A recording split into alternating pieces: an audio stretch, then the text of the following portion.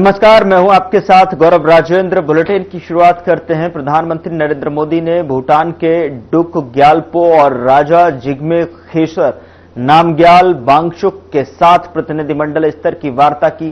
समझौता ज्ञापनों का आदान प्रदान और पुनासांगचू आई जल विद्युत परियोजना का संयुक्त उद्घाटन। प्रधानमंत्री नरेंद्र मोदी और भूटान के राजा डुक ग्यालपो ने इस जल विद्युत परियोजना का उद्घाटन किया।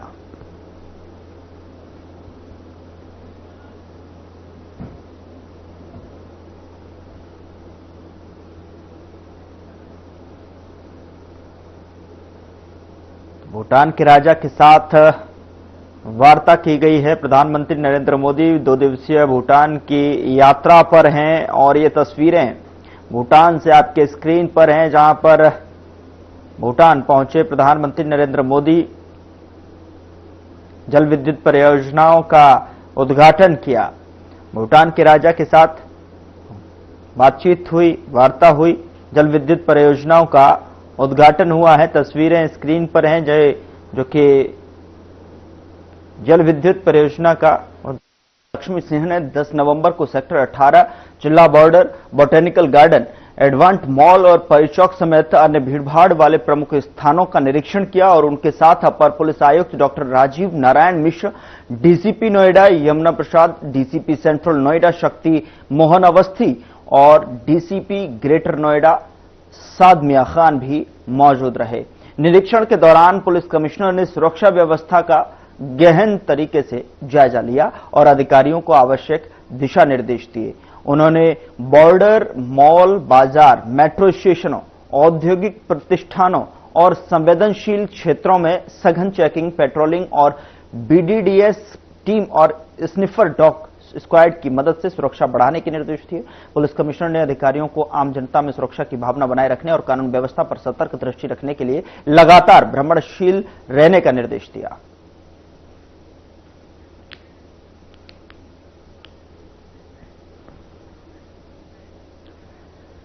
उधर जनपद बाराबंकी में 1734 करोड़ की विभिन्न विकास परियोजनाओं के लोकार्पण और शिलान्यास एवं अन्य लोक कल्याणकारी योजनाओं के लाभार्थियों को चेक प्रमाण पत्र के वितरण के लिए कार्यक्रम का आयोजन किया गया, जिसमें मुख्यमंत्री योगी आदित्यनाथ शामिल हुए। वहीं सीएम योगी ने कार्यक्रम को भी संबोधित किया। 1876 में बंकिम चंद्र चट्टोपाध्याय ने रच करके भारत की स्वाधीनता के लिए एक मंत्र की रचना की थी, जिसने भारत की जन चेतना को जागरूक करने के लिए उसी प्रकार का योगदान दिया था। जैसे हम यज्ञ में जब मंत्रोच्चार करते हैं और यज्ञ कुंड में अपनी हवि अर्पित करते हैं, तो यह वही था। राष्ट्र यज्ञ में भारत के क्रांतिकारियों के द्वारा गाए जाने वाले उस मंत्र का प्रतीक था, जो राष्ट्ररूपी यज्ञ को आगे बढ़ाने के लिए उसकी लौ को तेज करने में अपना योगदान दिया। भारत का क्रांतिकारी, भारत का युवा कभी विचलित नहीं हुआ। आजादी के आंदोलन में उसने वंदे मातरम को गाते गाते फांसी के फंदे को अपने गले में लगाने में संकोच नहीं किया, और जब भी उसको फांसी की सजा होती थी, वह खुशी खुशी हंसते हंसते फांसी के फंदे को गले में लगा करके वंदे मातरम बोल करके वह फांसी के फंदे पर झूलता था। आने वाली पीढ़ी के लिए एक नया संदेश छोड़ करके जाता था कि राष्ट्र से बढ़कर के कुछ नहीं। अगर हम जिएंगे तो देश के लिए, मरेंगे तो देश के लिए, और कुछ भी योगदान देंगे तो राष्ट्र हमारे लिए प्रथम होगा। और उसी भाव के लिए आज वंदे मातरम को भी 150वें वर्ष में अभी 7 नवंबर को एक समारोह में प्रधानमंत्री जी ने इस कार्यक्रम का शुभारंभ किया था। लेकिन आज भी है, कुछ लोग हैं कहेंगे खाएंगे, रहेंगे हिंदुस्तान में, खाएंगे हिंदुस्तान में, लेकिन वंदे मातरम गाएंगे नहीं। हम उनकी मंशा को समझें, हम उनकी मंशा को समझें। ये बाध्यकारी नहीं है, लेकिन यह समझने की विषय वस्तु भी है जो लोग वंदे मातरम का विरोध कर रहे हैं वे भारत माता का विरोध कर रहे हैं। ये किसी व्यक्ति के लिए नहीं, यह वंदे मातरम राष्ट्रीय गीत किसी व्यक्ति, किसी जाति, किसी क्षेत्र या किसी एक ईश्वर, किसी एक उपासना विधि के प्रति आग्रही नहीं बनाता है, बल्कि ये तो भारत माता की वंदना है। भारत माता के प्रति हमारी कृतज्ञता है। भारत माता के लिए गाए जाने वाले हमारे उस स्वर का प्रतीक है जो हमारे अंतःकरण के भाव को व्यक्त करता है। और यह सच है, हमने देवी के 3 रूपों को महादुर्गा, महासरस्वती और महालक्ष्मी के रूप में ही पूजन करके भारत और भारतीयता को आगे बढ़ाने की शक्ति अर्जित की है। तो स्वाभाविक रूप से वंदे मातरम के माध्यम से भी इस सस्य श्यामला मातरम की इस भाव को ध्यान में रख करके हमने उसे महादुर्गा, महालक्ष्मी और महासरस्वती के रूप में उसकी वंदना करके भारत के प्रत्येक नागरिक से यह आग्रह किया है कि वह वंदे मातरम के साथ जुड़े, भारत की राष्ट्रीयता को मजबूती प्रदान करें। याद करिए, जिस गीत को स्वयं स्वर दिया हो गुरुदेव रविंद्रनाथ टैगोर ने, उस गीत का विरोध किया जा रहा है। भारत का क्रांतिकारी जिस गीत को गा करके फांसी के फंदे पर चूमता था, उसका विरोध किया जा रहा है। भारत की एकता और अखंडता का प्रतीक जो गीत है, उसका विरोध किया जा रहा है। इस विरोध के लिए कोई जगह नहीं होनी चाहिए, हमारे यहां कोई जगह नहीं होनी चाहिए। और इसीलिए मैं आप सबसे अपील करूंगा, बहनों और भाइयों, कोई मत हो, कोई मजहब हो, कोई जाति हो, और राष्ट्र से बढ़कर के नहीं हो सकता है। याद रखना, हम सब के लिए राष्ट्र प्रथम होना चाहिए। राष्ट्र सुरक्षित है तो हम भी सुरक्षित हैं। राष्ट्र एक है तो हम भी एक हैं। राष्ट्रीय एकता के मार्ग में सबसे बड़ी बाधा यही है जो वंदे मातरम के मार्ग में बाधा है, यही बाधा है। और इनको पहचानो, इन चेहरों को पहचानो जो शासकीय योजना में हड़पने की होड़ में पहली लाइन में खड़े होते हैं, लेकिन जब वंदे मातरम गाने की बात होती है तो कहते हैं कि नहीं, हम नहीं गाएंगे।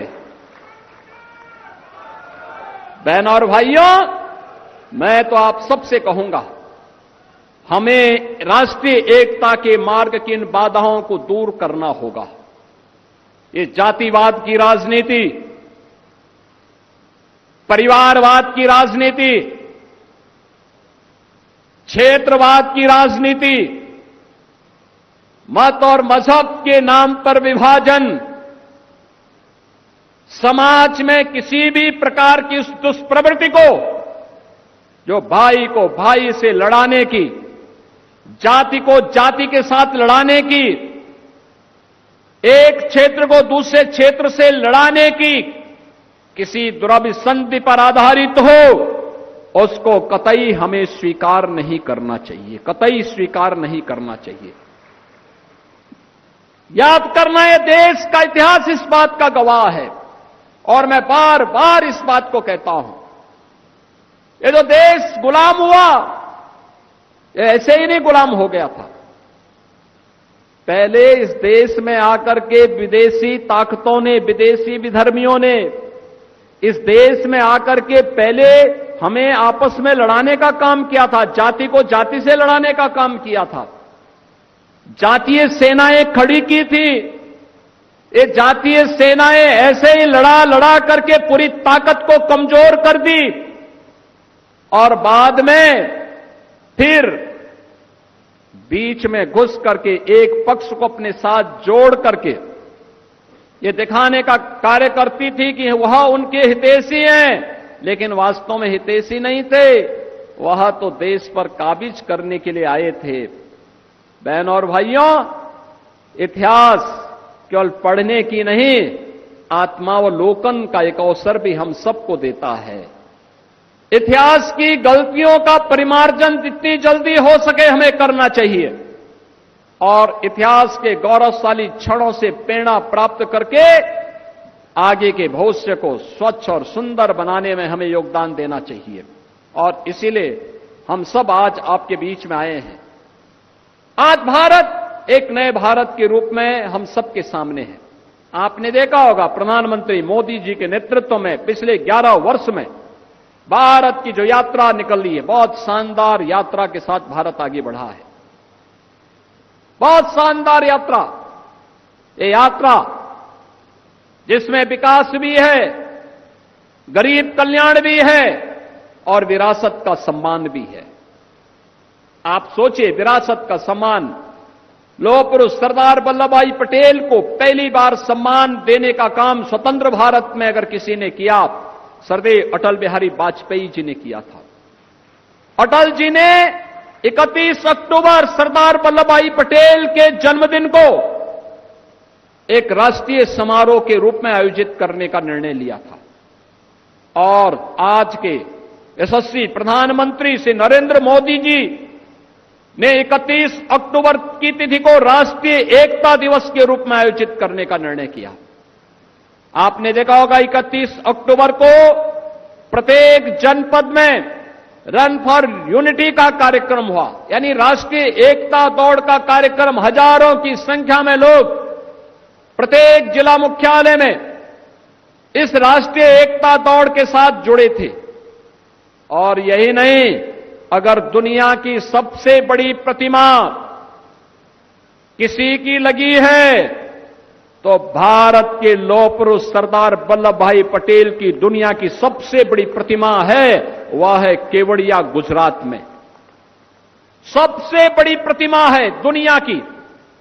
एक वीरान जगह को टूरिज्म का दुनिया का सबसे बेहतरीन केंद्र के रूप में स्थापित करने का काम अगर किसी ने किया है तो प्रधानमंत्री मोदी जी ने किया है। और राष्ट्र नायकों को कैसे सम्मान दिया जाना चाहिए, यह मोदी जी ने किया है। लौह पुरुष सरदार वल्लभ भाई पटेल। कांग्रेस तो चाहती भी नहीं थी कि लौह पुरुष को सम्मान मिले। याद करिए, जब देश के अंदर आजादी का आंदोलन चल रहा था, प्रधानमंत्री की कुर्सी पर कौन जाएगा, 15 राज्यों से प्रस्ताव मांगे गए थे। 14 राज्यों ने प्रस्ताव दिया था लौह पुरुष सरदार वल्लभ भाई पटेल के नाम का, लेकिन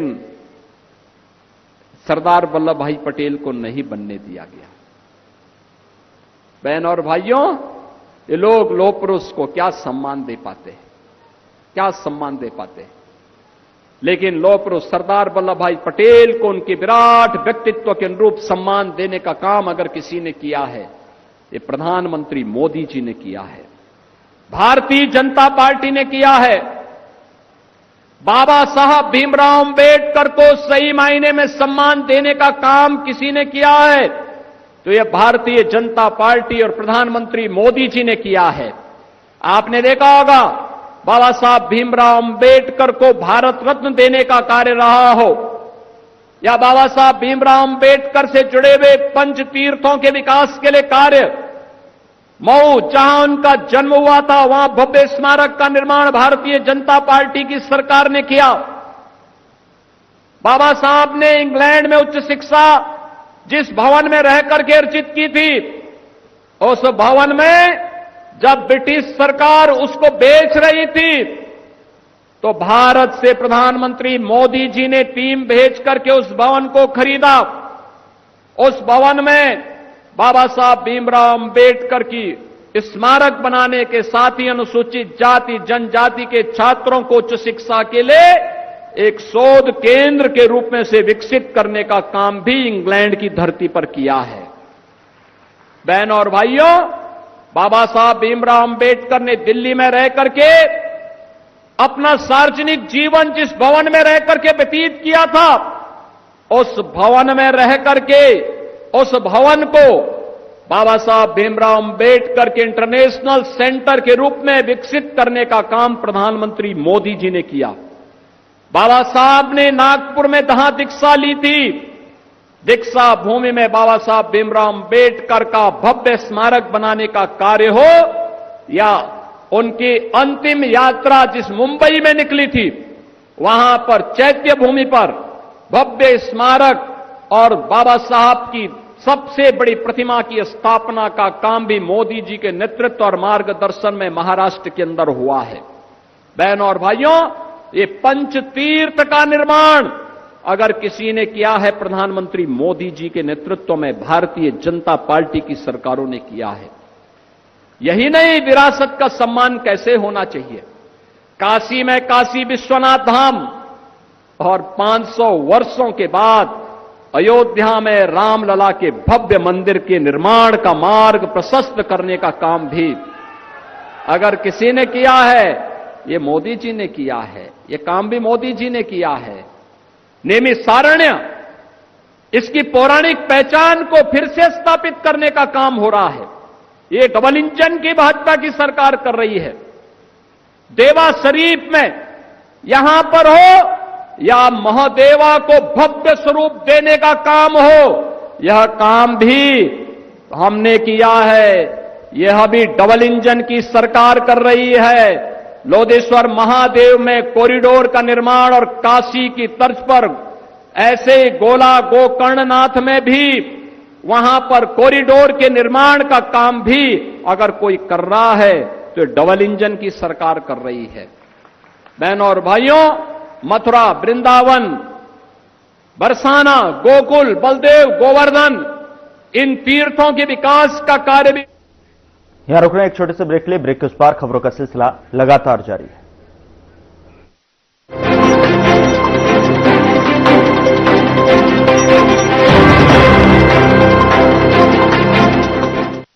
कुछ लोग खाते पीते तो बहुत बढ़िया हैं, पर फिर भी उनकी सेहत नहीं बनती। पिचके हुए गाल हैं, हड्डियां निकली हुई हैं, पैंटें ढीली हैं, कपड़े जचते नहीं, कोई पर्सनैलिटी नहीं।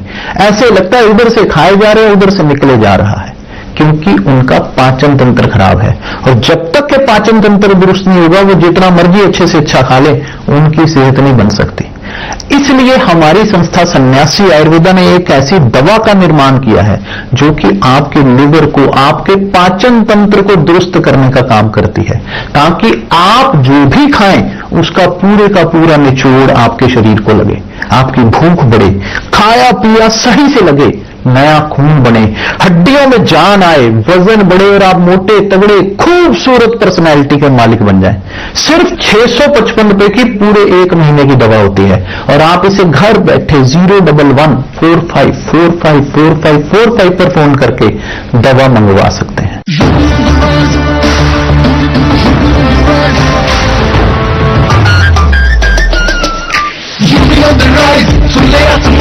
डबल इंजन का ये मिशन महान, 2047 तक हम न रुकेंगे, 6 ट्रिलियन का ड्रीम पूरा करेंगे। मथुरा की गलियों में गूंजे है राधा, अयोध्या में दूर हुई मंदिर की बाधा, काशी प्रयागराज की गोल्डन चमक, यूपी सरकार की गूंजे धमक। सड़कों पर फर्राता फिक्रलेस बिल्कुल बिंदास, एक्सप्रेस वे पर साइंस आए पूरा विश्वास। विकसित यूपी की बढ़ गई प्यास, 2047 का ये विजन बहुत खास। माफिया का दी एंड, फियर गॉन, योगी राज में लॉ एंड ऑर्डर हुआ स्ट्रॉन्ग। बेखौफ घूमे जनता, गुंडों पर मार, नया यूपी तोड़ रहा पुरानी दीवार।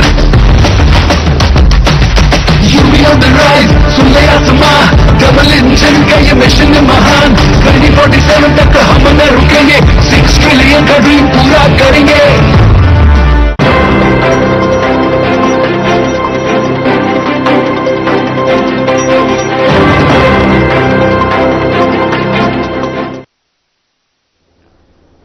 ब्रेक के बाद स्वागत है आपका। खबरों में आगे बढ़ते हैं। प्रधानमंत्री नरेंद्र मोदी 2 दिवसीय भूटान दौरे पर हैं, जहां उन्होंने कहा कि आज का दिन भूटान के लिए, भूटान के राज परिवार के लिए और विश्व शांति में विश्वास रखने वाले सभी लोगों के लिए बहुत अहम है। सदियों से भारत और भूटान का संबंध बहुत ही गहन, आत्मीय और सांस्कृतिक रहा है। इसीलिए इस महत्वपूर्ण अवसर पर शामिल होना भारत और मेरी प्रतिबद्धता थी। आज मैं यहां बहुत भारी मन से आया हूं। कल शाम दिल्ली में हुई भयावह घटना ने सभी के मन को व्यथित कर दिया है। मैं पीड़ित परिवारों का दुख समझता हूं। आज पूरा देश उनके साथ खड़ा है। मैं कल रात भर इस घटना की जांच में जुटी सभी एजेंसियों के साथ, सभी महत्वपूर्ण लोगों के साथ संपर्क में था। जानकारियों के तार जोड़े जा रहे थे। हमारी एजेंसियां इस षड्यंत्र के तह तक जाएगी और इसके पीछे के षड्यंत्रकारियों को बख्शा नहीं जाएगा। का दिन भूटान के लिए, भूटान के राज परिवार के लिए और विश्व शांति में विश्वास रखने वाले सभी लोगों के लिए बहुत अहम है। सदियों से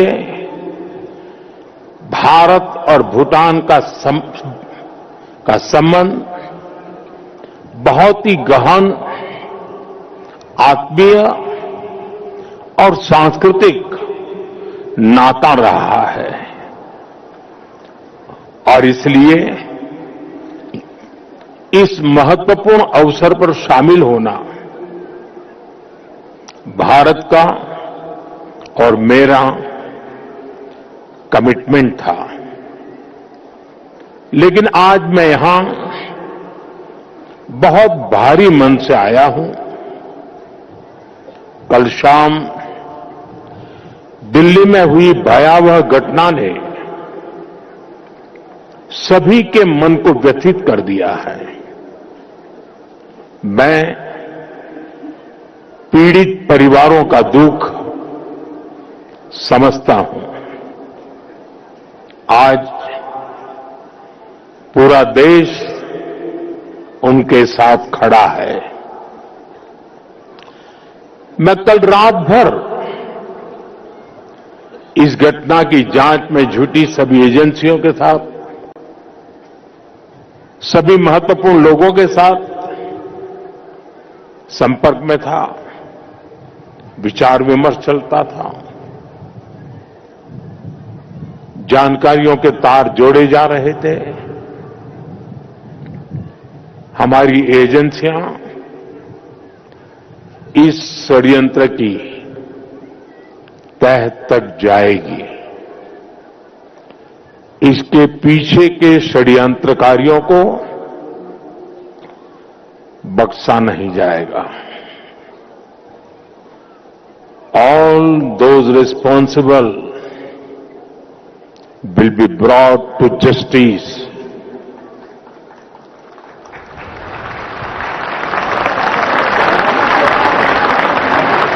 साथियों, आज यहां एक तरफ गुरु पद्म संभव के आशीर्वाद के साथ ग्लोबल पीस प्रेयर फेस्टिवल का आयोजन हो रहा है। दूसरी ओर भगवान बुद्ध के पिपरहवा अवशेषों के दर्शन हो रहे हैं और इनके सबके साथ हम सब his majesty the fourth king के 70वें जन्मदिन समारोह का साक्षी बन रहे हैं। ये आयोजन इतने सारे लोगों की गरिमामय उपस्थिति, इसमें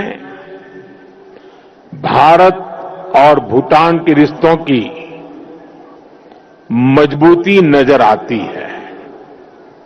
साथियों, भारत में हमारे पुरखों की प्रेरणा है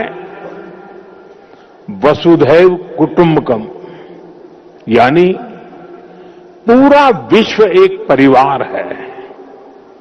हम कहते हैं सर्वे भवन्तु सुखिनः, यानी इस धरती पर सभी सुखी रहें।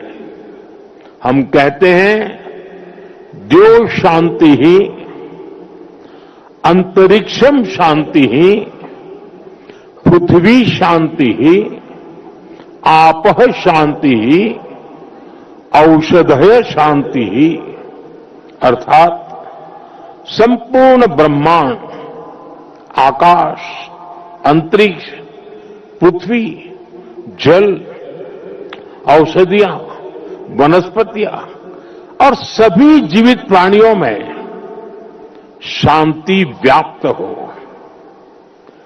अपनी इन्हीं भावनाओं के साथ भारत भी आज भूटान के इस ग्लोबल पीस प्रेयर फेस्टिवल में शामिल हुआ है।